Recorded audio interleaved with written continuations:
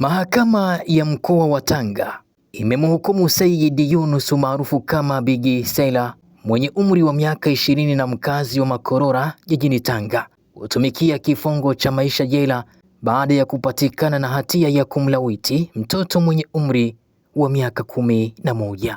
Akisoma hukumu hiyo tarehe 24 Agosti 2026, hakim Mheshimiwa Mwanaheri amesema mahakama imeridhishwa na ushahidi uliowasilishwa na upande wa mashtaka na hivyo kujiridhisha kuwa kosa hilo limethibitishwa dhidi ya mshtakiwa.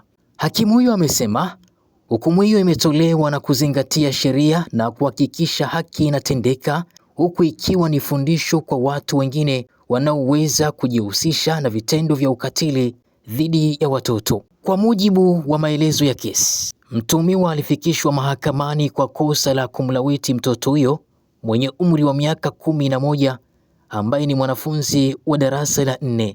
Kesi hiyo yenye namba CC namba 2829/2026 ilisikilizwa katika mahakama ya mkoa wa Tanga, ambapo baada ya kusikiliza ushahidi uliowasilishwa, mahakama ilimkuta Sayyid Yunus maarufu kama Big Saila na hatia.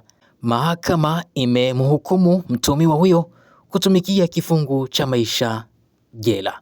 Kutoka hapa mkoani Tanga, langu jina naitwa Nasir bin Nasir. Endelea kubakia nasi na hii ni Five Brothers Media Tanga.